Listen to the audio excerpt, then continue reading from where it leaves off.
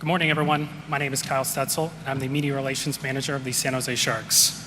I'd like to welcome those here in attendance at SAP Center and those who are watching today on all of our Sharks digital platforms, including the Sharks plus SAP Center app, presented by Western Digital, NBCSportsCalifornia.com, and of course, listening on the Sharks Audio Network. In just a moment, we will start with some prepared remarks from Sharks General Manager Mike Greer. At that point, we will introduce today's distinguished guest. Following the prepared remarks from those here at the podium, we will open it up for questions from our media members here. At the end of the Q&A, we will have a photo opportunity with our two guests at the front of the stage. So without further ado, I'd like to introduce Sharks General Manager Mike Greer.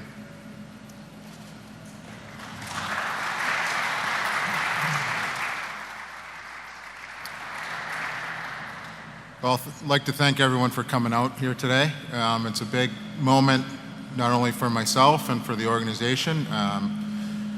We're very excited about the direction where we've been heading, and everyone's been great, putting on a lot of work to kind of get this thing started. And a big piece of this is what's happening today.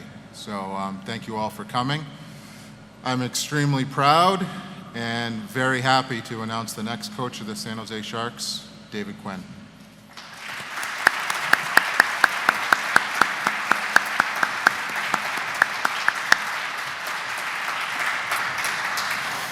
Thank you, Mike. First, I'd like to thank Jonathan, Mike, Joe Will, and Mr. Plattner for an incredible opportunity to be the next coach of the San Jose Sharks. This isn't an easy profession in a lot of ways, and the people that it really is hard on is your family. And unfortunately, my mother couldn't be here today, nor could my sister and her children, but I'm very fortunate to have my wife here, my stepson, Max, here. Unfortunately, Ryan and Sydney couldn't be here, but this isn't an easy profession, and you don't get to this point without the support of the people in your life and your family to support you along the way.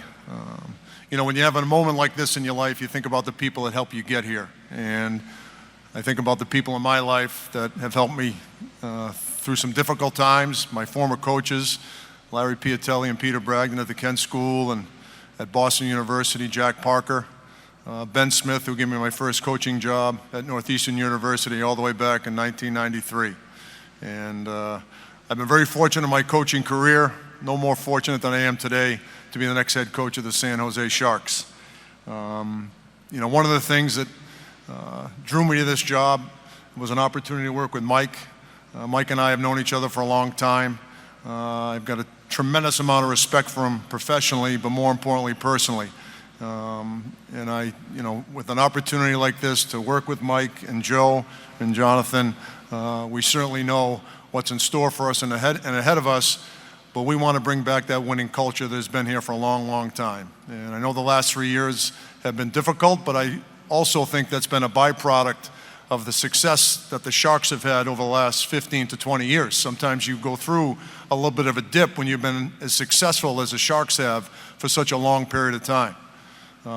When I got the news I was going to be the next head coach here, I was with my college roommate, John Cullen, who played 13 years in the National Hockey League. And the first thing he said to me was, when I was in the NHL, there was not a better building to play in than SAP Arena. And, as an opposing coach, I remember when I took the Ranger job and you talk to people about, going on the road and which buildings were fun to play in. This certainly was one of the first buildings that was mentioned. And that certainly held true my first year coaching the Rangers coming in here. With the enthusiasm and the passion of our fan base, we certainly are going to put together a team that you'll be proud of, one that you'll want to watch, and I can't wait to get going because this is, like I said, Mike has done some good things here in the first few weeks. We're very optimistic about the team we're going to have this coming season, and I can't wait to get going. So, again, I want to thank Mike, Jonathan, Joe, Mr. Plattner for this incredible opportunity, and I can't wait for training camp to roll around. Thank you.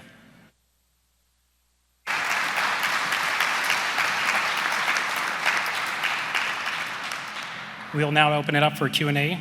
To those media members in the audience here at SAP Center, since the conference is being broadcast, we ask that you utilize the wireless mics provided. If you simply just want to raise your hand, we can call on you. Go to Curtis. Hi, David. Curtis Pishelka from the Bay Area School. not sure how much you've had a chance to look at the Sharks this past season, how they played, but what were your impressions of the Sharks, and what do you want to implement when you start training camp in the fall? Well, for my end of it, one of the things we want to be is a tenacious, fast team, a team that plays on top of people, taking away time and space, a structured team that plays with freedom. And, when the trading deadline happened this year, they were only 4 points out of a playoff spot. So, we feel that with some improvements along the way, we'd be in a great position moving forward here this coming season. But, it's every coach, I've never heard a coach say he wants to play slow. So we certainly want to play an up-tempo style, a tenacious style, an aggressive style, and an ultra-competitive team. What did you learn from your first coaching job with the Rangers that experience that you could help you in your second coaching job here in the NHL? Well, I think every year a season ends, coaches are always trying to get better. So, one of the things that I think you learn is just managing personalities, when to stay on top of people, when to back off. And, I think every coach goes through that in this league and every league and at any level. To me, the number one responsibility I have as a coach here is managing our players, putting them in a position to have the most success they possibly can, making them the best players they can possibly be. And sometimes you're going to be hard on them and sometimes you lay off them. And I think you're always trying to find that balance as a coach. Sheng? David, Sheng Peng, San Jose Hockey Now. Congratulations. Thank you. I wanted to ask you first, you said in a recent interview, correct me if I'm wrong, that the one thing you regret from your time coaching the Rangers is that in some ways, maybe you went away from being yourself at the end there. So can you kind of speak to that a little bit?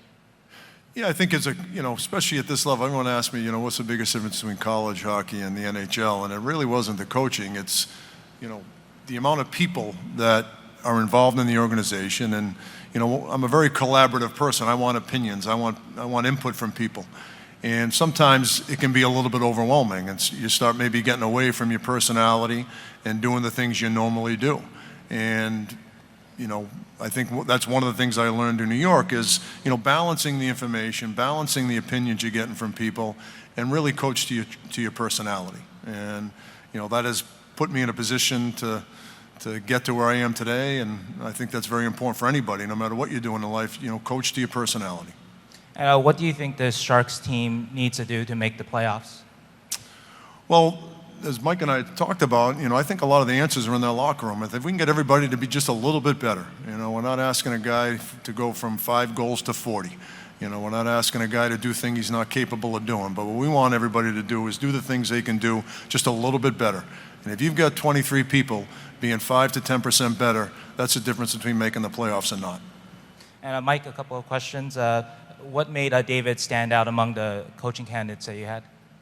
Well, he had 2 terrific interviews with Joe and myself, and I think he's had a lot of experience at many different levels, which was something meant a lot to me. I have a comfort with him as a professionally and as a friend, but more importantly, I think you see the job he did with the group he had at the Olympics and at the World Championships. He got a ton out of those players. I think everyone would agree neither one of those teams were highly skilled team. I think the Olympic team was the youngest team in the tournament.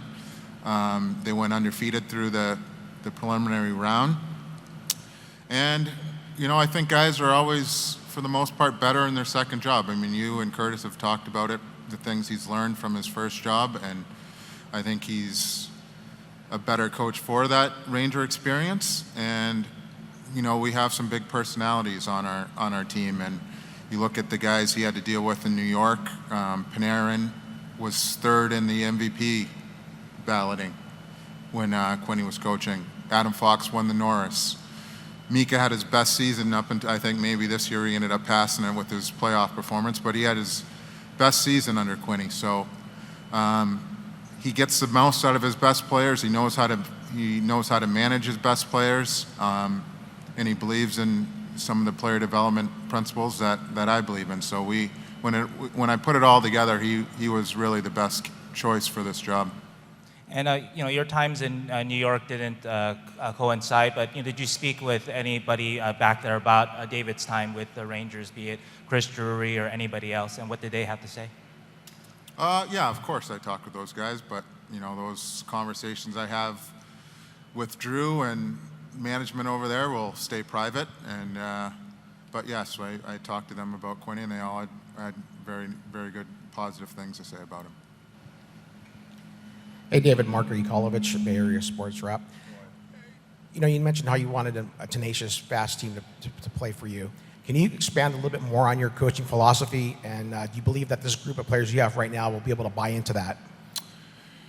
I couldn't hear the first part of the question. I said you mentioned how you had wanted a tenacious, fast team to play for you. Right. And I said if you can expand on your coaching philosophy a little bit more, just to let us know, how you're going to be able to coach this team, and will this group of players be able to buy in?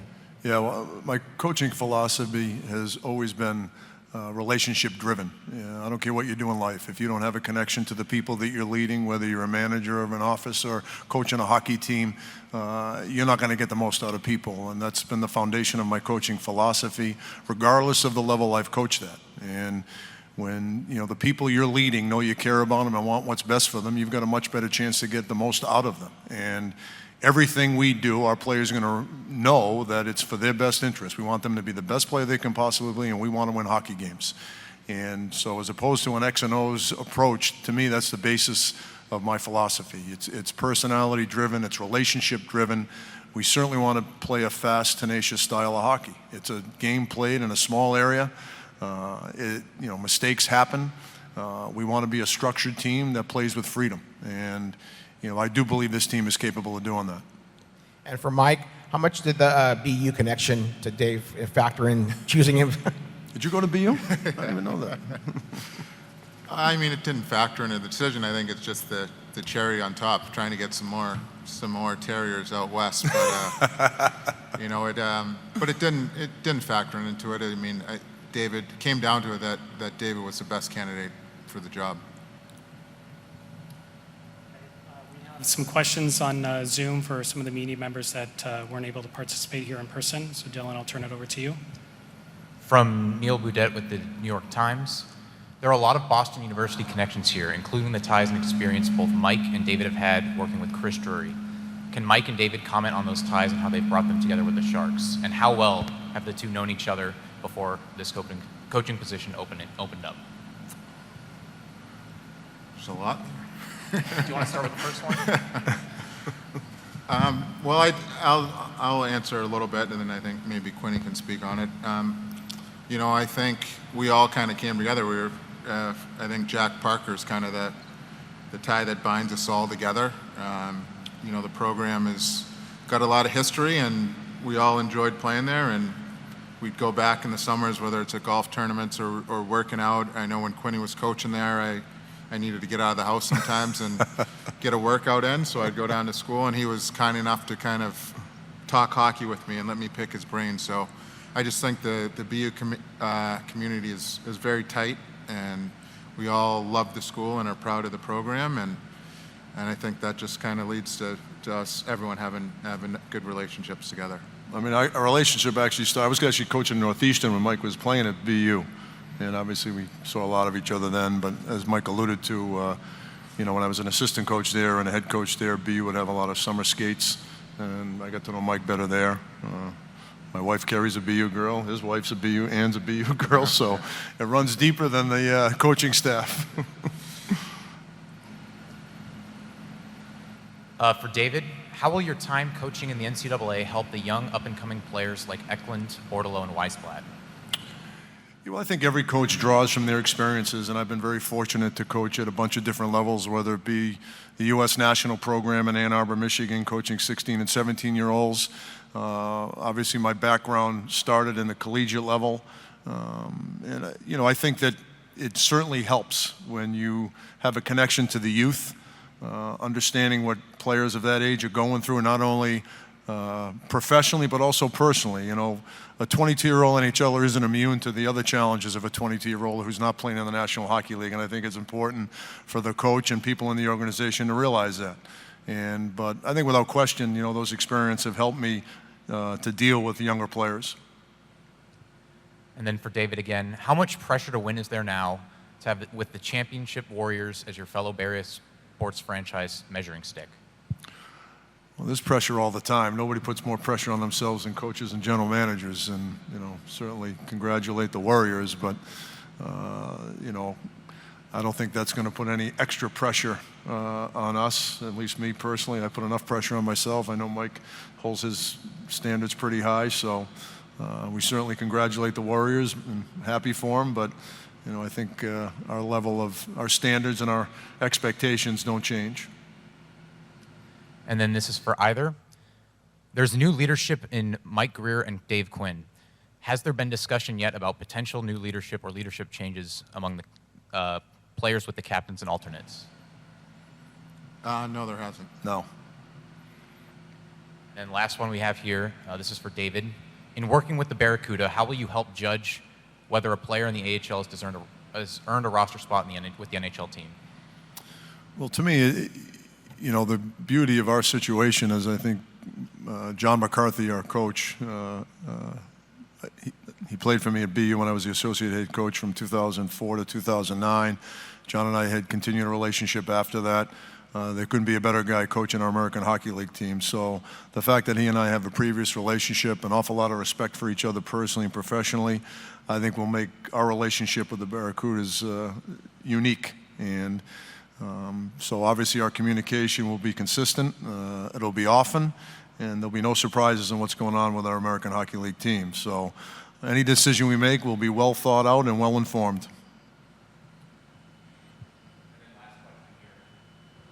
From Corey Masisak with The Athletic, for David, are there certain aspects of the way your team's played for the Rangers that you'd like to change? Also, what parts of how they played do you want to remain the same? Well, I think with the Rangers, and again, you have to coach the team you have. So, and I used to say this when I was with the Rangers, I wouldn't coach the New York Islanders the same way I coach the New York Rangers because we were just completely differently built. And there are things that, from a coaching standpoint, you have standards and you have coaching DNA, I like to call it, that will never change. But I also think you have to have adaptability with the roster that you have. So, there are certain things that we're going to demand that we did with the Rangers that we will demand here, but there may be a little bit of different approach in some of the things that we do or don't do based on our personnel. Question for Mike. Mike, you mentioned at your own press conference here 3 weeks ago that you might have to take a step back in order to go forward. You have your coach now. You have filled out the roster for the most part here. Do you still feel that maybe this team has to take a step back in order to take a step forward, or have your expectations changed a little bit? I don't know if the expectations have changed. I think I'm a competitive person, David's a competitive person, and we're going to go out and try and win every game, and we'll just kind of see where we land as far as the conference. It's a tough conference. There's a lot of good teams out there, so we're going to push and try and make the playoffs. If we don't, we know we'll have been competitive all season long in every game, and the team will have put in an effort that we can be proud of. And if we're not quite there yet, we're not quite there yet. But the goal is to win every night, to be as competitive as we can, and kind of let the chips fall where they may. But we're going to put the best product we can on the ice and play hard every single night. Question for David. The Sharks were I believe, third last in the NHL last year in goal scoring. You mentioned, if everyone just gives a little bit more, if everyone produces a little bit more, you can try to overcome that. But how do you get some of the top players on this team and some of the other players on this team to just produce a little bit more offense to get there, I guess? Well, to me, I've always been in a position where I think there are things you can do. Obviously, a lot of scoring is talent-driven, but I also think there are things from a structural standpoint and a coaching standpoint you can do to have your players be more productive offensively. And that's something that, I think we can help guide our team in doing, to be more productive offensively, put ourselves in a better position to create offense. I've always said, I don't know if there is a more effort-driven sport than hockey. It's played in a very small area. It's very fast. Effort can overcome a lot. And I think if you want to be more productive offensively, part of it is effort-driven, but there are also things you can do tactically that can put your team in a better position to be productive offensively, and that's something that we will, part of our coaching philosophy. Go back to Shane. David, there's a perception that in New York you were particularly tough on your younger players. Like, can you just speak to just that perception and also what you learned from? It was it was said to be a rebuilding situation there, and so not so here. But what you learned from that situation that you can apply here. Well, I'm going to be honest with you, that's the first I've ever heard that. I've coached a lot of young players. So, I think if you want people to be better, you're going to be demanding but fair, and that's kind of always something that I've tried to approach my philosophy with, be demanding but fair. I think back to my days at BU. I thought it was a right approach, and you look at the history of the players we had at BU and how they would leave BU and go play in the National Hockey League, and, it was a similar approach in New York. So, to me, if we're doing our job and I'm doing our job, you have to be demanding. This isn't easy. This isn't an easy sport. And, I always kind of jokingly say coaching, and at the end of the day, coaches are human nature fighters. You got to ask people to fight human nature. And, when you get 18, 19-year-old players, they are set in their ways, and, the things that they have done to get to the point that they're at aren't going to necessarily be the things they're going to be able to do to continue to have success. So it's our job as coaches to let them realize that. And, sometimes it can be a little bit shocking when you're asking them to do things they've never been asked to do before. So, like I said, I want to be demanding, but I also want to be fair, and our players, I think, will feel that. And Mike, On that, Sheng, too, I think it's whether you're an 18-year-old kid in the league or you're a 35-year-old, like, accountability is for everyone. When you're in the dressing room as a player, you know it if someone's not being held to the same standard as everyone else, right? So, like you said, he's demanding but fair. So some of the stuff that's out there about the Rangers stuff, I don't think is fair in that regard. I think if you look at the year Kakko had his first year, I think he maybe had 15 or 16 goals, which is pretty good for an 18-year-old kid, right? And it's not your typical situation, the Rangers. A lot of these kids who get dropped in who are first or second overall picks are going to really bad teams. They got dropped into situations with Panarin, Kreider, Zibanejad. So their ice time and their power play stuff all had to be earned. They weren't given first line opportunities like a lot of kids who are first and second overall picks. So I think David did a really good job handling that and keeping everyone accountable and keeping his dressing room intact. If he's just started giving Kakko and Laugh first line shifts and power play shift without them earning it, the Kreiders and the Zibanejads of the world would not have been happy with him. So I think he handled the situation of young players as well as he could have. And Mike, I also wanted to ask too, listening to you a couple weeks ago and David just now, seems like your philosophies for a team are very much aligned in terms of that tenacious, fast style. So was that a very large factor too in choosing David? Just naturally, your philosophies are just kind of seem very much in sync. Yes, for sure. I think it was a big factor when we went through the process of how I see the game and how he sees the game. They kind of mesh well. It's not to say that we won't push and challenge each other if we see things differently to help us get better and move forward, but it's definitely a part of it. And like I said earlier, when you watch the Stanley Cup playoffs, you kind of see what wins and what takes to win in this league, and Quinny's been through it before with the Rangers, so I think he has a good sense of what wins in this league and how you have to play. So it definitely kind of lined up, our visions kind of lined up together. Mike, when I was coaching at BU, like Mike alluded to, we spent a lot of time at BU and watched practices. We talked before practice, after practice.